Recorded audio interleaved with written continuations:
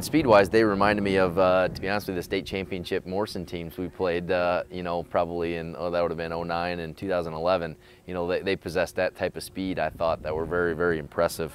And it was all of them. It wasn't just their skilled kids, but their line, you know, were able to run. I thought 58 is a kid that doesn't stick out on film, and then you watch it, and then we watched him against us, and I was highly impressed with him, you know, and how fast he was. He caught Bauer on a rocket toss that normally we don't have to block that end, and he was incredible getting there. So they possess a tremendous amount of team speed, and it didn't help that you know, we didn't play well in special teams and gave them some field position at times too, and then that goes away from our philosophy, our whole philosophy, which we talked about a couple weeks ago and had to readdress.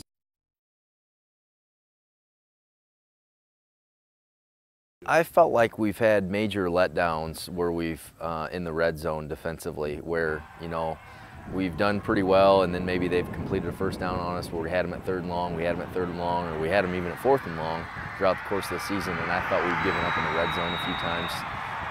I wouldn't say completely no, but I think there's been complete letdowns at times where we have given up on certain, you know, series essentially, where we just had zero effort, and, you know, inconsistent effort, and we have had major letdowns. And that's not a sign of a good football team, though. You can't have those. So we've made some adjustments that this week that we haven't all this year, you know, in hopes that we can fix some of those issues that we've been having, because, you know, schematically, I think we were asking some kids in spots to do some things they just couldn't do. So, you know, we had to change what we're doing a little bit schematically this week.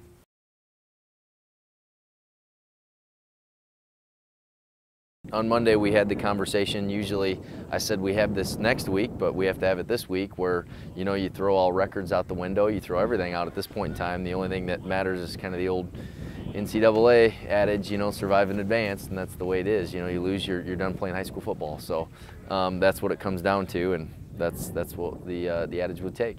I mean, we knew it would come eventually, where, you know, where you have one more, but we were just hoping it came a week later, not this week. But yeah, we knew it was coming, and, you know, now it's time to do what you got to do to advance.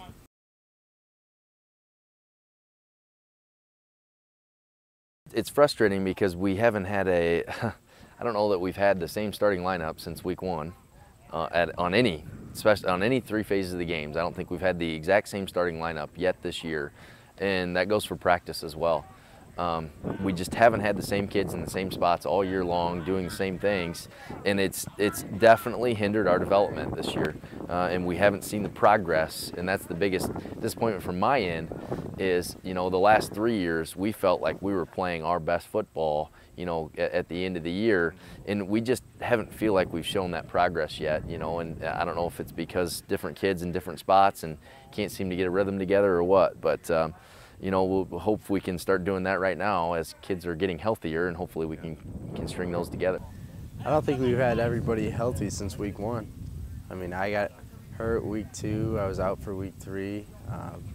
Binion was hurt in week 4, I think, and then he struggled all the way up until Newman. So, I mean, it's going to be nice having everybody in. It's big.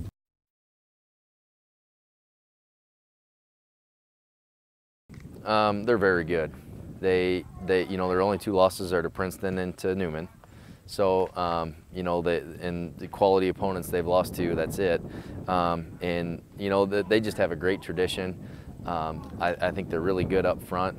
I think they have 2 skilled kids. One of them might be the best running back in the conference, and the Hammonds kid, number 9, he's unbelievable, I think, in what he can do. They have a really good receiver that they can single up, you know, and they like to leave him alone on his own out there on an island because he can make a lot of people miss. And then they have a quarterback that's not overly mobile, but boy, he's got a cannon on him. So there's games that they've thrown it 50 times, you know, 50 times in one game. So they definitely do a lot.